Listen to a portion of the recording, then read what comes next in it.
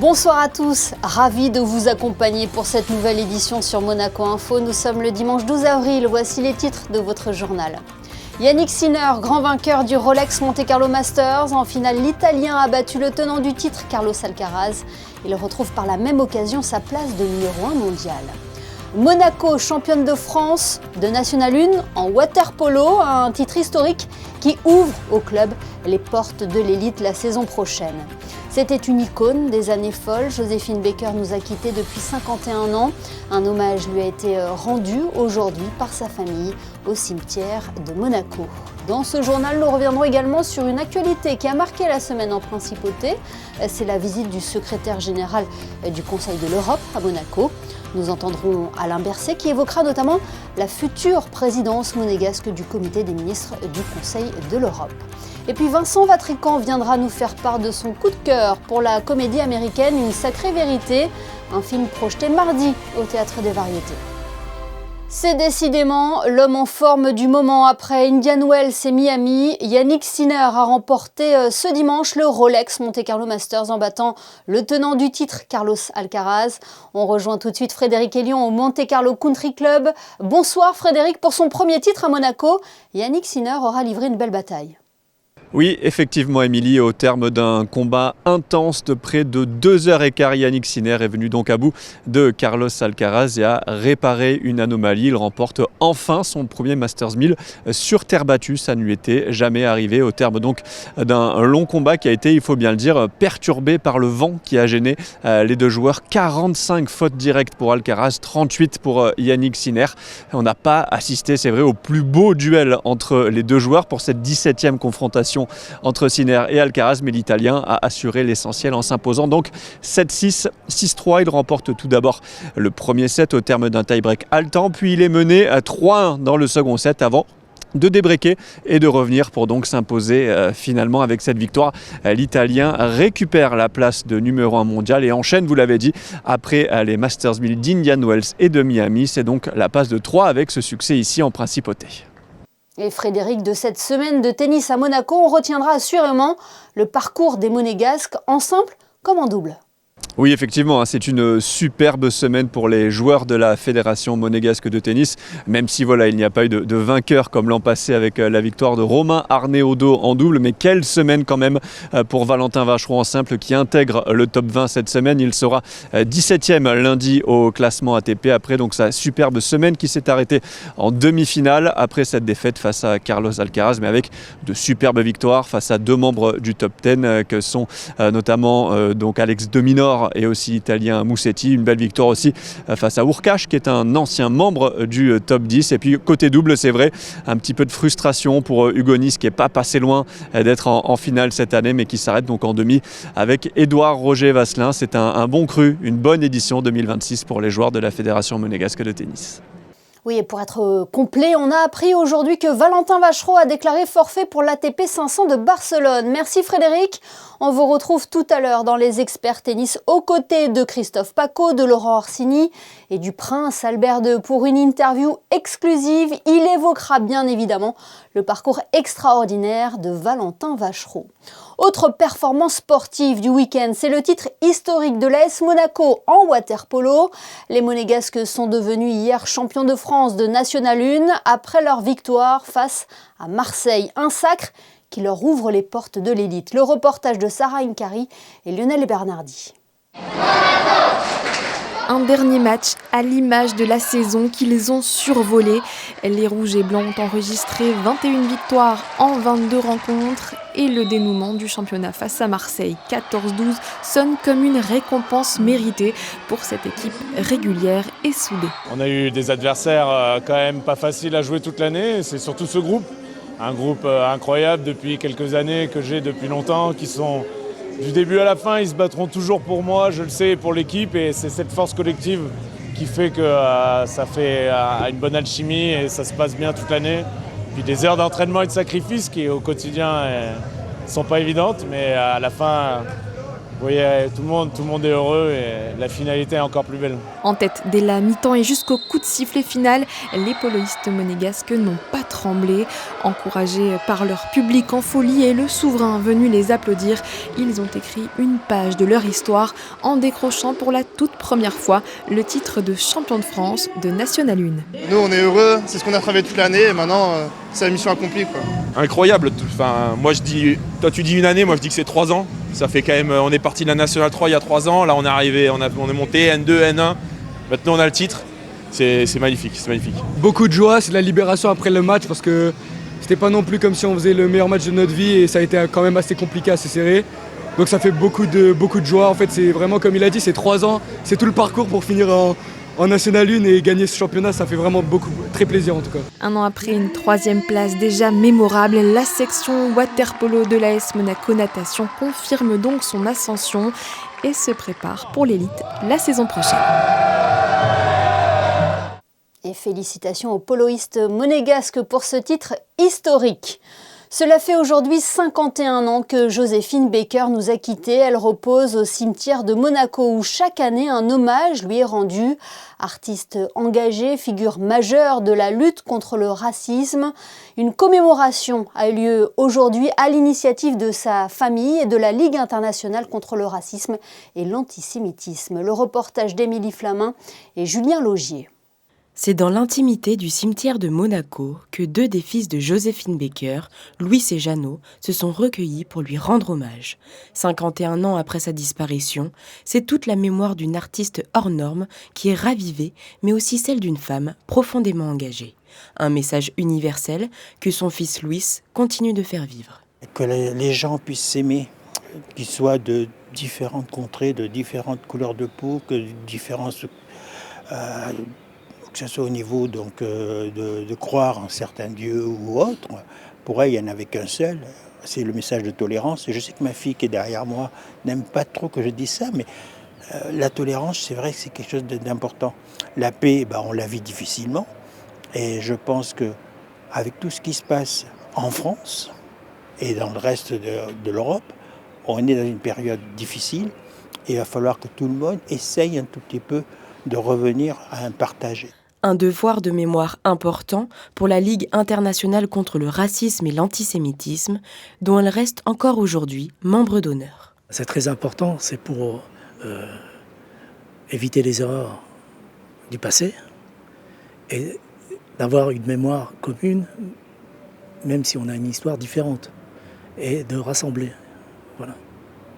Donc, Madame Baker, par son parcours, en est le symbole. C'est un modèle héros. Un moment important aussi pour rappeler le lien entre Joséphine Baker et la principauté qui commence avec son amitié avec la princesse Grace. Ils se sont connus aux États-Unis. Elle a assisté, la princesse Grace, à différentes choses qui se sont passées de racisme ou autre à New York.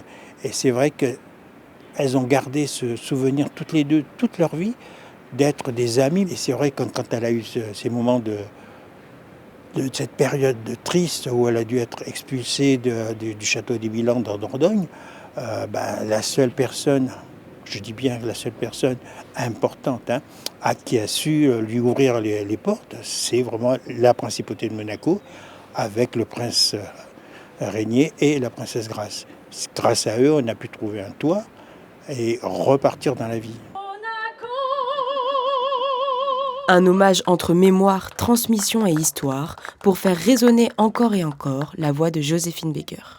Le 15 mai prochain, Monaco prendra la présidence du comité des ministres du Conseil de l'Europe. Il s'agit de l'organe décisionnel qui détermine les orientations principales de l'organisation et qui a la compétence d'agir en son nom. Un moment historique pour la principauté qui recevait cette semaine le secrétaire général du Conseil de l'Europe. Une visite de 2 jours qui lui aura permis de s'entretenir avec le prince Albert II et de rencontrer les hautes autorités monégasques. Le récit d'Alexandra Pani.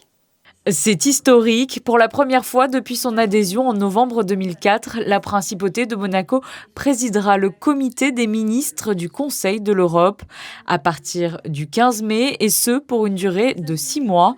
Il s'agit de l'organe exécutif où siègent les ministres des Affaires étrangères des 46 États membres ainsi que leurs délégués. Le secrétaire général de l'organisation, Alain Berset, s'est justement rendu en Principauté pour une première visite officielle ces 8 et 9 avril, l'occasion de préparer et échanger avec les hautes autorités monégasques en amont de cette présidence.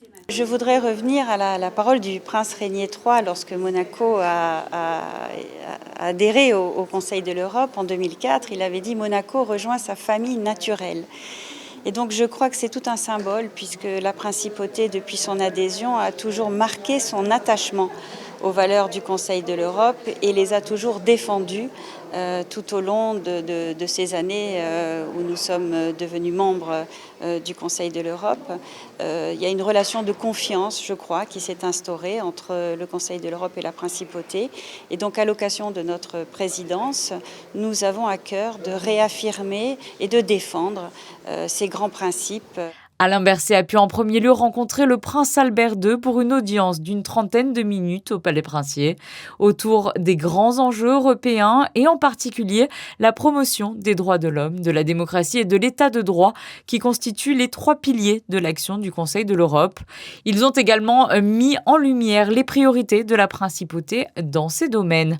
À la suite de cet échange, il a été décoré dans l'ordre de Saint-Charles au rang de commandeur par le souverain. Le secrétaire général a également pu échanger autour de ces mêmes thématiques avec les ambassadeurs de la Principauté réunis à l'occasion de la traditionnelle conférence diplomatique, mais aussi du président du Conseil national et du secrétaire d'État à la justice. Le Conseil de l'Europe, c'est un endroit qui défend des positions par ses conventions, qui soutient une Cour européenne des droits de l'homme, qui guide l'évolution du droit monégasque et de nos institutions. Monaco est fortement attaché à la Cour européenne des droits de l'homme, à sa jurisprudence, mais aussi à toutes les conventions que la Principauté a signées et les comités d'évaluation. Les conventions du Conseil de l'Europe sont régulièrement réévaluées dans chaque pays et Monaco, comme les autres pays, doivent se soumettre à cet exercice d'évaluation. Et à chaque fois, ça nous permet d'améliorer nos dispositifs législatifs, nos dispositifs pratiques pour faire face à telle ou telle particularité, tel événement ou tel fléau, puisque ces conventions sont les règles, je dirais, minimales pour mieux lutter, mieux protéger, mieux prévenir telle ou telle menace.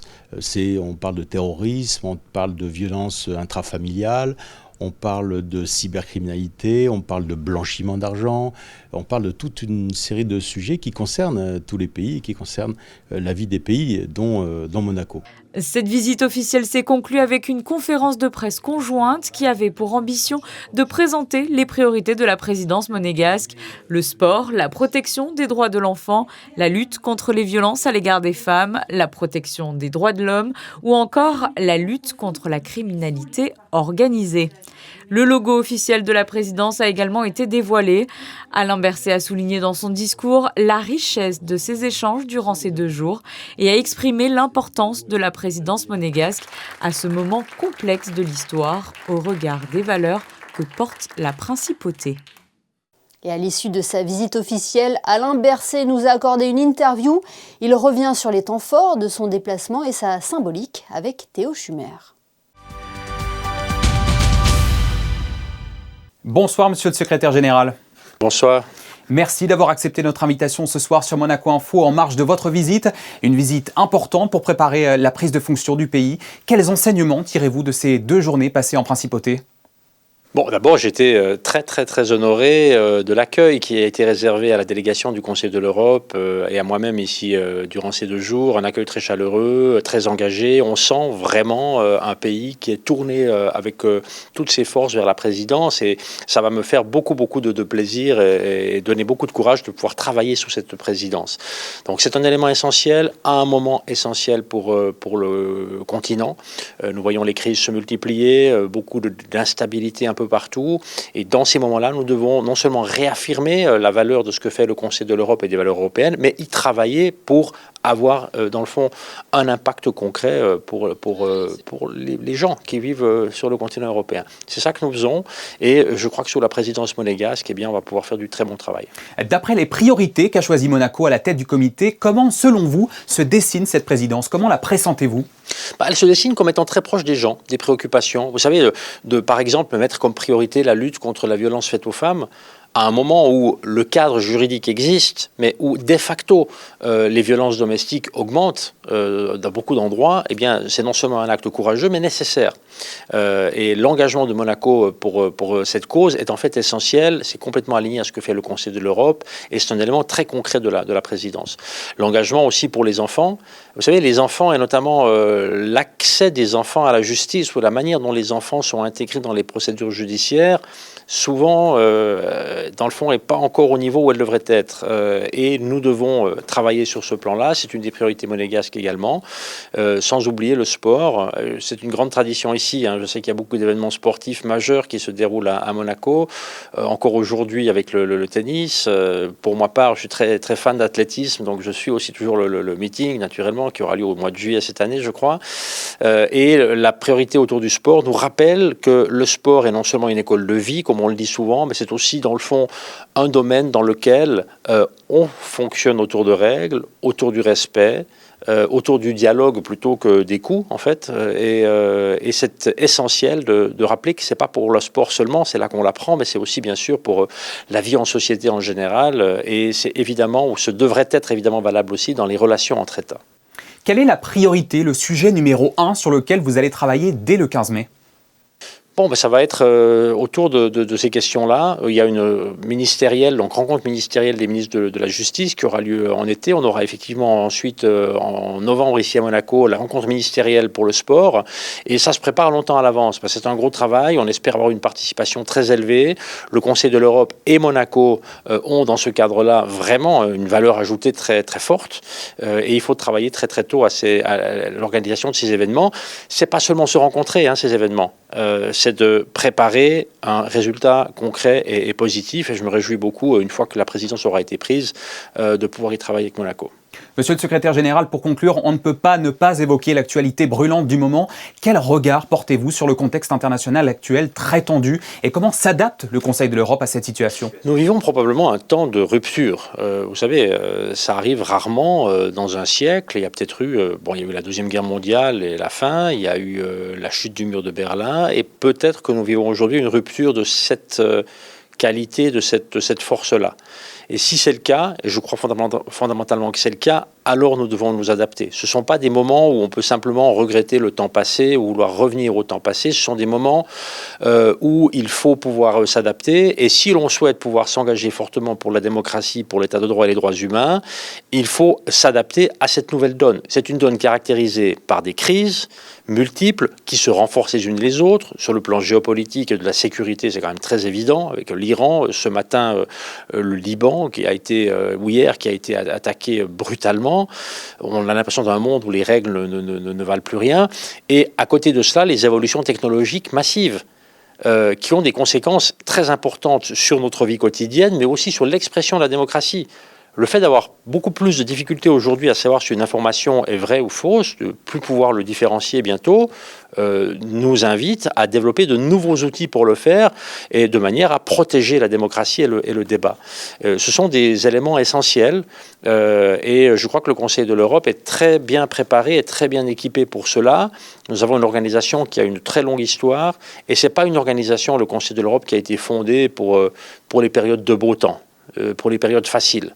C'est une organisation qui a été fondée sur les ruines de la Deuxième Guerre mondiale et qui a été fondée sur les ruines de la Deuxième Guerre mondiale par les ennemis de hier. Je veux dire, la Convention européenne des droits de l'homme, signée le 4 novembre 1950 à Rome, 1950, c'est 5 ans après 1945. Dans les signataires, les premiers signataires au bas de ce texte, il y a la France, l'Allemagne et l'Italie. Ça dit à peu près tout. Ça dit à peu près tout. Cette force-là, cette vision-là, c'est de ça dont nous avons besoin aujourd'hui, et le Conseil de l'Europe, sous la présidence monégasque, est l'organisation qui peut le faire. Merci beaucoup Alain Berset, secrétaire général du Conseil de l'Europe, d'avoir répondu à nos questions ce soir sur Monaco Info. Merci beaucoup de votre invitation. La 4e édition du Green Shift Festival s'est clôturée samedi soir. Durant ces 3 jours, le festival a accueilli des rencontres avec des auteurs et sportifs engagés, des conférences, des concerts et même des séances de bien-être gratuites. Regardez ce reportage réalisé par Émilie Flamin. Au Green Shift Festival, la transition écologique se vit aussi autrement. Ici, place au bien-être. Dès la première année du Green Shift Festival, il nous a paru évident qu'il était important de se reconnecter à soi-même pour pouvoir se reconnecter ensuite à l'environnement. Et c'est pour ça qu'on s'est rapproché de la Kate Powers Foundation qui nous fait le plaisir chaque année de proposer des classes assez différentes en lien avec les thématiques des soirées. Donc ça peut être des cours de yoga, des cours de respiration, des cours de sonothérapie, mais vraiment pour avoir ce lien qui se retisse entre notre bien-être personnel et le lien qu'on peut créer avec la nature. Yoga, sonothérapie ou encore exercice de respiration, l'objectif est simple, revenir à l'essentiel. Somehow we put things in different categories, you know, sustainability here, well-being here, but it's all connected because it all comes from within us, and the better we feel about ourselves, the better we can communicate through the environment and through social structures as we connect as a community and connect together in a more emotional, physical, and feeling in a breathing sense, like we're all breathing the same air. So this is like one of the best connections, like doing a breath work or the sound, like reconnecting with the nature and just allowing those sensations. Une manière aussi de découvrir ou redécouvrir des pratiques de bien-être, comme Cassandra qui participe à son premier cours de sonothérapie. C'est la première fois, j'ai déjà fait un petit peu des sessions avec des bols tibétains, etc. Mais c'est vrai que là, avec les bols en cristal, etc., c'est la première fois. Donc, principalement, se relaxer, se détendre. Et puis, je pense que c'est aussi une communion avec nous et notre position sur la Terre.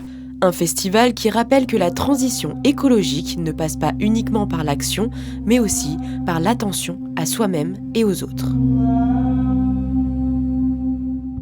Focus à présent sur une initiative originale au lycée Régnier 3 qui mêle l'art à la gastronomie. Le nouveau musée national de Monaco et la direction de l'éducation nationale de la jeunesse et des sports mettent en place un nouveau programme de résidence en milieu scolaire axé sur les relations entre l'art et la gastronomie. Vanessa Dessy et Marie-Ève Béé ont suivi cette expérience aux côtés de l'artiste Soline Bredin. Voyez leur reportage. Quand l'art s'invite en cuisine, au lycée Régnier 3, Soline Bredin ouvre un terrain d'exploration inédit pour des élèves de première hôtellerie et commerce. Entre fermentation, transformation de la matière et jeu sur la temporalité, les ateliers déplacent les repères du contenu au contenant. Je suis artiste et cuisinière. Avec cette résidence, je leur fais travailler notamment le processus créatif avec comme matière première l'aliment, notamment la fermentation, une fermentation qui est le koji, qui est le riz fermenté ou légumineuse fermentée, et qui sert de base dans la culture asiatique pour la sauce soja, le miso, la masake. L'idée, c'est vraiment de leur faire comprendre que la créativité et le processus créatif n'est pas isolé et destiné à des personnes qui travaillent dans le milieu de l'art, mais qui peut être applicable à plein de disciplines différentes. L'idée naît au nouveau musée national de Monaco par une volonté claire, faire dialoguer l'art avec d'autres disciplines. En imaginant une résidence au lycée Régnier 3, l'institution ouvre un nouveau terrain d'expérimentation, inviter les élèves à penser autrement leur métier. C'est simplement de voir si parfois, pour certains d'entre eux, 1, 2, 10, ça peut éclairer une lumière quelque part en eux qui peut-être d'un coup déclencherait quelque chose d'intéressant, de différent, de singulier, dans une démarche qui, la plupart du temps, est très académique, qui consiste à, là pour le coup, apprendre les codes, les règles de l'hôtellerie, de la restauration, de la cuisine, du commerce autour de ces pratiques-là. Mais voilà, de temps en temps rencontrer des artistes qui proposent des alternatives à ce que peut être la création gastronomique. Une création collective trouvera son aboutissement lors d'une restitution publique prévue courant mai. Musique à présent avec cette happy hour musicale qui a été proposée cette semaine par les musiciens de l'Orchestre Philharmonique de Monte-Carlo. Comme à son habitude, c'est la musique de chambre qui était à l'honneur et plus particulièrement l'alto, dont étaient sensibles notamment les compositeurs Brahms et Bridge. Le reportage de José Sacré et Lionel Bernardi.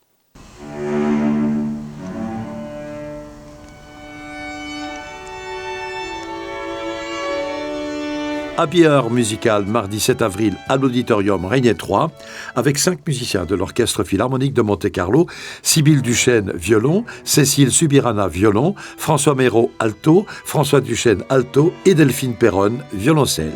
Dans un programme qui mettait en valeur l'alto avec 2 quintettes, chacun avec 2 altos, le quintet à cordes numéro 1 en fa majeur de Brahms et le quintet à cordes numéro 5 en ré majeur de Mozart et une pièce rarement donnée, Lament for two viola du compositeur et altiste anglais Frank Bridge.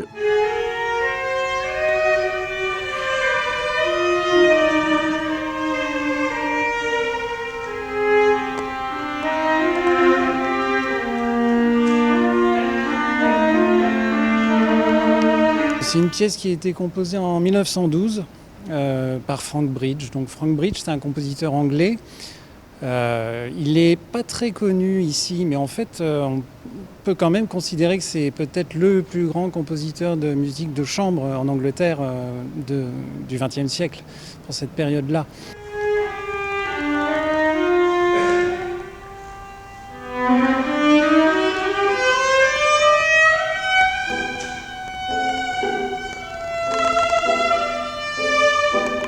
Le petit duo que nous allons jouer a été composé en 1912. C'est, disons, sa première période de composition où il est encore très influencé par Brahms et par les post-romantiques.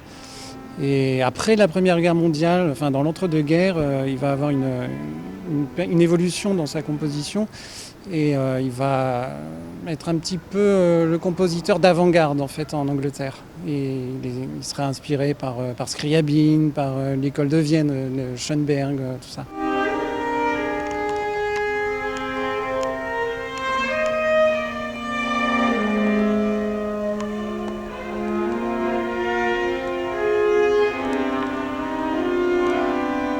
Pourquoi vous avez choisi l'alto ? Alors c'est une question qu'on pose souvent. Moi j'aime beaucoup le timbre de l'alto, plus grave que le violon, avec un son peut-être plus chaud, plus intime aussi. Et puis un répertoire peut-être moins brillant, mais qui parle plus à l'âme, on va dire. Prochain Happy Hour musical le mardi 28 mai avec un programme Borodine, Prokofiev et Shostakovich.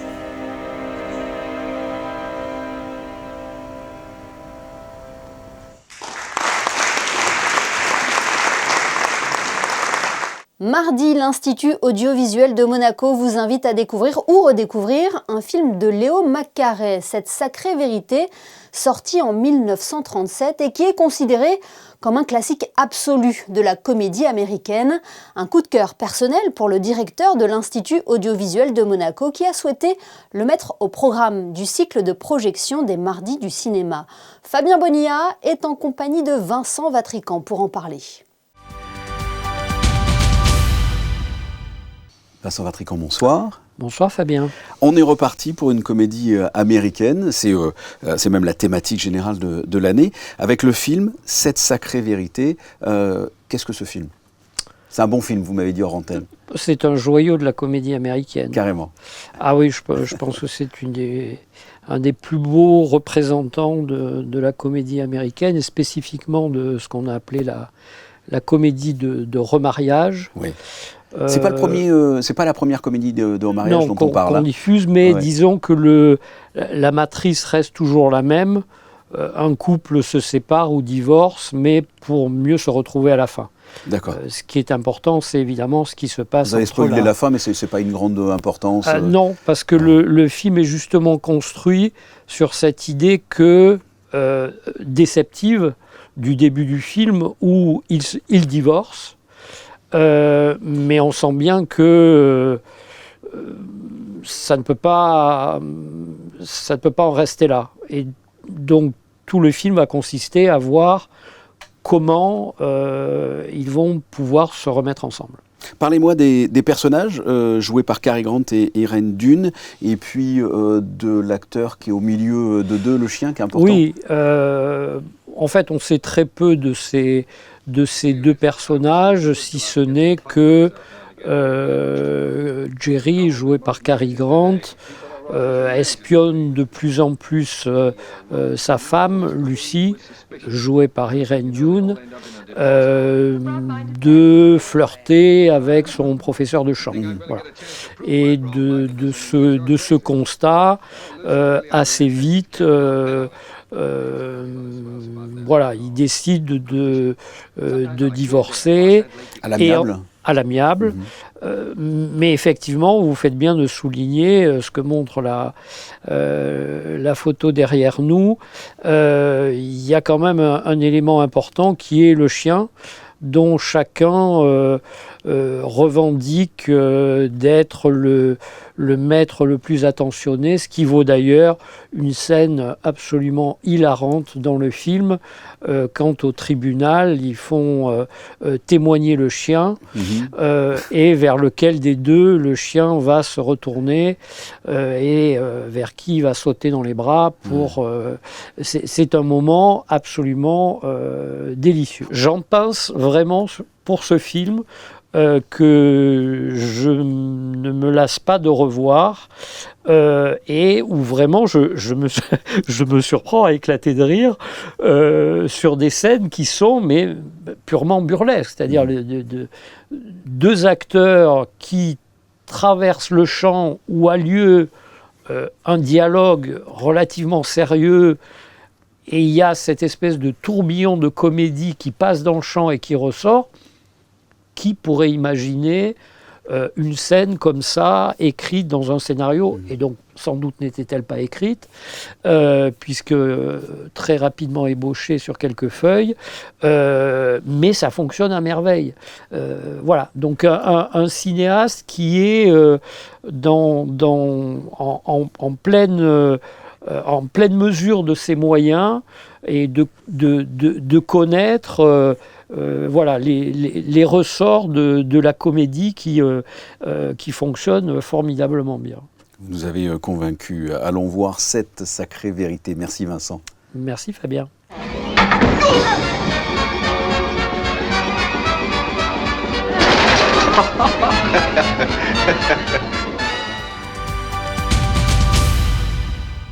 Ce journal est à présent terminé, mais avant de nous quitter, nous tenions à faire ce clin d'œil à André Vatrican, attaché de presse à la direction de la communication. Le Monégasque s'est hissé jusqu'en finale du tournoi de la presse du Rolex Monte Carlo Masters. Il s'est malheureusement incliné au terme d'une rencontre âprement disputée face au journaliste de RMC Sport, Éric Salio. A noter que plus de 20 journalistes ont participé à ce tournoi. Notre consultant, Laurent Orsini, l'a d'ailleurs remporté il y a quelques années.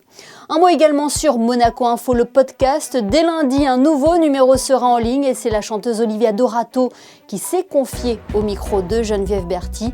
Cet entretien ainsi que tous les autres sont disponibles sur toutes les bonnes plateformes d'écoute. Demain, vous aurez le plaisir de retrouver Patricia Navarro pour votre JT. Passez une très belle fin de week-end sur Monaco Info.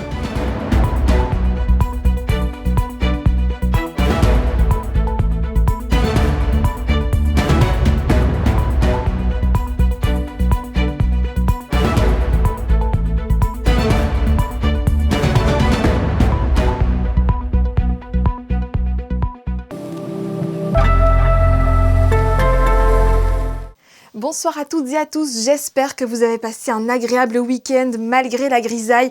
Grisaille qui va nous accompagner encore un peu en début de semaine. Demain, le ciel restera largement couvert et il est possible que quelques averses fassent leur apparition en fin de matinée et en fin d'après-midi. Côté température, le thermomètre affichera jusqu'à 15 degrés le matin et jusqu'à 18 au meilleur de la journée. Attention, le ressenti sera un peu plus frais en raison du vent. Un petit conseil, ne vous découvrez pas trop rapidement. Et puis un coup d'œil sur le calendrier. Ce lundi, nous fêterons la Sainte Ida et célébrerons la journée mondiale du Scrabble. Ça tombe bien, la météo est idéale pour se retrouver autour d'une petite partie. Très belle soirée sur Monaco Info et bonne semaine.